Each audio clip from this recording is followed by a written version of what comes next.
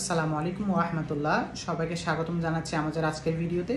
তো আজকে ইনশাআল্লাহ আমি কথা বলবো আমার যে আপকামিং যে ইনডোর ম্যানেজমেন্টের উপর কোর্স যেটা আয়োজন করা হচ্ছে সেটার উপর ইনশাআল্লাহ।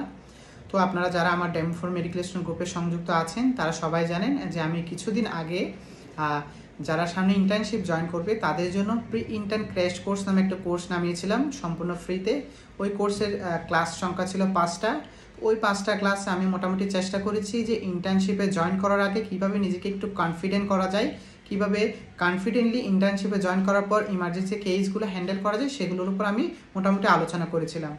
তো যাই হোক, এই ক্লাসগুলো যারা করেছেন তাদের মধ্যে অনেকেই রিকোয়েস্ট করেছে যে আসলে 5টা ক্লাস আমাদের জন্য এনাফ না যে ইনডোর ম্যানেজমেন্টের মোটামুটি ম্যাক্সিমাম শেখার জন্য।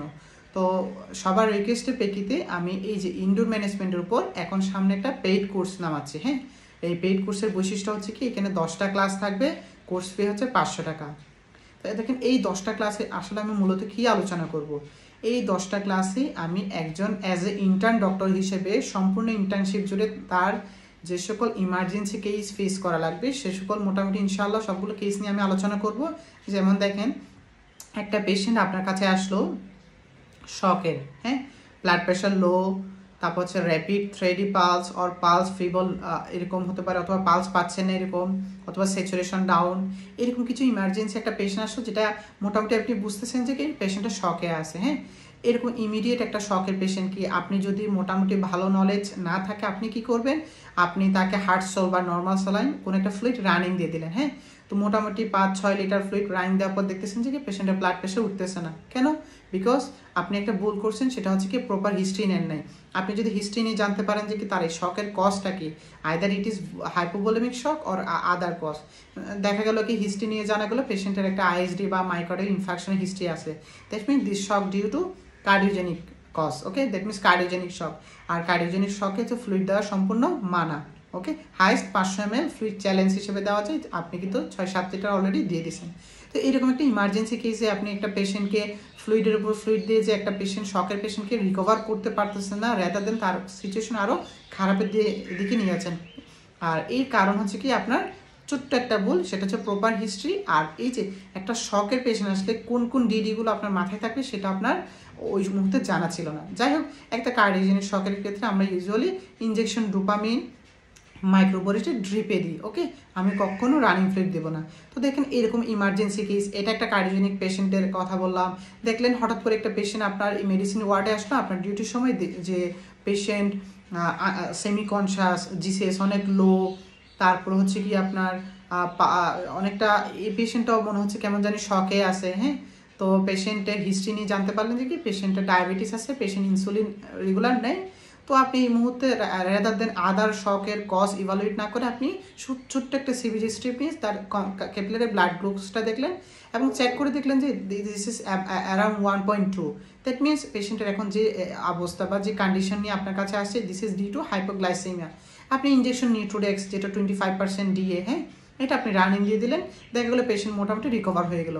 তো দেখেন কয়েকটা সিনারিও বেসড আমি কথা বলতেছি, এরকম সিনারিও বেসড নিয়ে হচ্ছে আমার সামনের আপকামিং ইনডোর ম্যানেজমেন্টের উপর কোর্স। ওকে, কীভাবে একটা কার্ডিওজেনিক শকের পেশেন্ট ম্যানেজ করবেন, কীভাবে হাইপোগ্লাইসেমিয়া ম্যানেজ করবেন, কীভাবে রেসপিরেটরি ডিস্ট্রেসের পেশেন্ট ম্যানেজ করবেন, কোন পেশেন্টকে কোন ফ্লুইড দিবেন, কোন পেশেন্টকে কোন ফ্লুইড দিবেন না।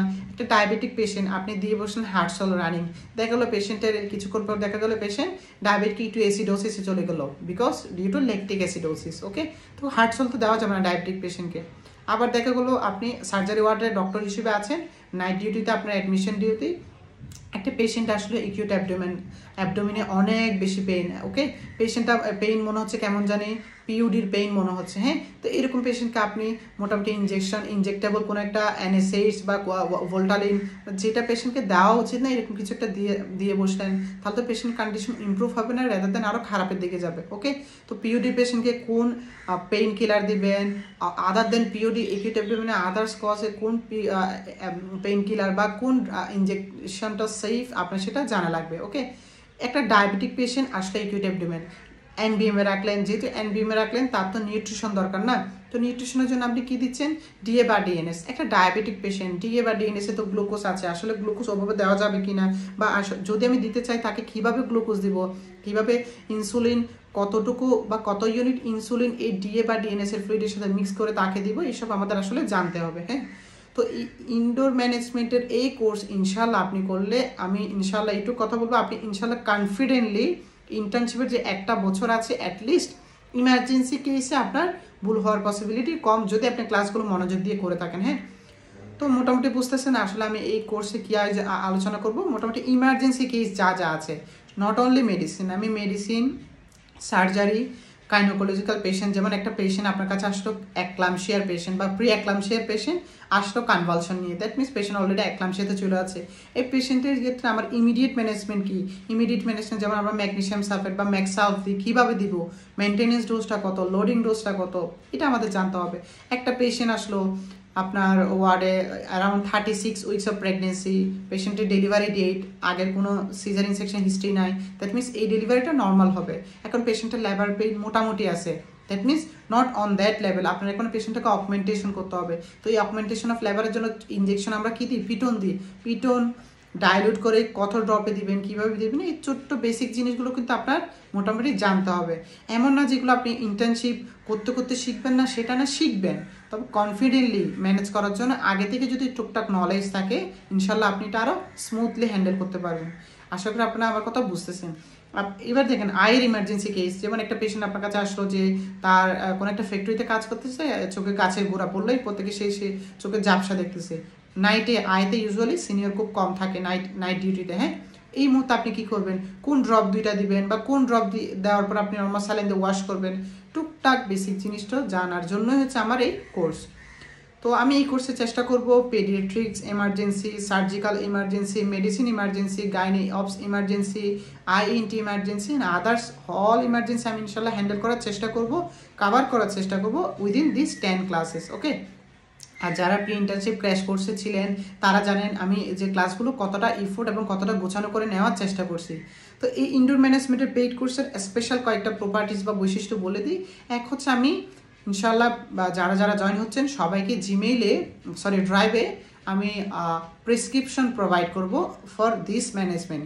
এই ইনডোর ম্যানেজমেন্টের যে প্রেসক্রিপশনটা আছে সেটা সুন্দর করে আমি লিখে এগুলো পিডিএফ করে ইনশাল্লাহ আমি প্রোভাইড করবো, যাতে তারা ক্লাসের সময় মনোযোগ দিয়ে করতে পারে, রাদার দেন নোটগুলো পরে ইনশাল্লাহ ড্রাইভ থেকে পেয়ে যেতে পারে। ওকে, তাহলে এটা একটা বৈশিষ্ট্য। সেকেন্ড হচ্ছে কি, আমি এই ইমার্জেন্সি কেসে যা আলোচনা করব ম্যাক্সিমাম হচ্ছে কি রিয়ালিটি ফেস করার পর আমি এই যে আমার ইন্টার্নশিপ ডিউটির সময় যা যা ফেস করছি ম্যাক্সিমাম রিয়াল কেস নিয়ে আলোচনা করব, রাদার দেন বুকের সাপোজ এরকম পেশেন্ট এত ইয়ার্স ওল্ড এরকম না বলে আমি বাস্তবিক কেসগুলোকে নিয়ে আলোচনা করার চেষ্টা করব। ওকে, তাহলে এই কয়েকটা হচ্ছে আমার স্পেশাল বৈশিষ্ট্য। আর সববারের মতোই বলবো আমার কোর্সগুলো আমি খুব অল্প প্রাইসে নামাই, যাদের ফিনান্সিয়াল একটু প্রবলেম তারাও অ্যাটেন্ড করতে পারে। 10টা ক্লাস অনলি 500 টাকা, সাথে অনেক কিছু গিফট তো থাকতেছে। গিফট কয়েকটার কথা বললাম, সামনে হয়তো আরও কয়েকটা গিফট পেতে পারেন। ওকে, তো আমি চেষ্টা করব ইনশাল্লাহ আমার সবটুকু এফোর্ট দিয়ে এই কোর্সটা শেষ করার। তো কোর্সের রেজিস্ট্রেশনে আজকে শেষ দিন 13 তারিখ, তাও আমি সবার সুবিধার্থে 15 তারিখ পর্যন্ত ডেটটা বাড়াচ্ছি, আর 2 দিন সময় বাড়ালাম। 15 তারিখের মধ্যে আপনাদের ইনশাল্লাহ রেজিস্ট্রেশন করতে হবে, আর ক্লাস খুব সম্ভবত আমি ফ্রাইডে শুরু করে দেবো ইনশাল্লাহ। হ্যাঁ, তো 10টা ক্লাস আমি চেষ্টা করবো যাতে উইদিন 1 মান্থ আমি শেষ করার। আর ক্লাসগুলো সবগুলো হচ্ছে কি ফেসবুক একটা সিক্রেট গ্রুপ খুলছি, যারা যারা পে করতেছে তাদেরকে ওই গ্রুপে অ্যাড করলাম। ওই সিক্রেট গ্রুপে আমি আইদার ফেসবুক লাইভ আসবো অথবা জুম থেকে লাইভে আসবো, অথবা আমার যে মিডিয়ামগুলো আছে সেখানে লাইভ রেকর্ড করে রেকর্ডটা আপলোড দিব যদি নেটে কোনো প্রবলেম থাকে। হ্যাঁ, তো এইভাবেই হচ্ছে আমার লাইভগুলো থাকবে। সাথে এই লাইভের মেয়াদ বা রেকর্ডগুলোর মেয়াদ হচ্ছে কি 1 ইয়ার। সামটাইমস দেখা যায় কি কিছু 5th ইয়ার স্টুডেন্ট, কিছু 4th ইয়ার স্টুডেন্ট ইনডোর ম্যানেজমেন্টের উপর আগ্রহী, তাদের জন্য specially up to their internship ভিডিওগুলো আমি ইনশাল্লাহ রাখবো। ওকে, তো এই হচ্ছে আমার অ্যাবাউট ইনডোর ম্যানেজমেন্টের উপর কোর্স। আশা করি আপনারা সবাই জয়েন করবেন। সিট কিন্তু অনলি 100, আমি খুব বেশি পার্সনকে নিব না, বিকজ আমি 100 জনের মধ্যে থাকলে হচ্ছে আমার গ্রুপটা গোছানো থাকলে আমি জুমে লাইভ আসলে বা 100 জন খুব সহজে জয়েন করতে পারবে ইনশাল্লাহ। হ্যাঁ, তো আশা করতেছি আপনারা জয়েন করবেন। 10টা ক্লাস করার পর কখনো মনে হবে না যে এই 500 টাকা আপনার বৃথা গেছে। হ্যাঁ, তো কেউ যদি ইন্টারেস্টেড হন আমাকে ইনবক্সে নক করেন, আমি বাকি ডিটেলস বলে দিব। আর কারো যদি কোনো কোয়েরি থাকে আমাকে ইনশাল্লাহ জানাবেন। ধন্যবাদ সবাই, ভালো থাকবেন, সুস্থ থাকবেন। আসসালামু আলাইকুম ওয়া রাহমাতুল্লাহ।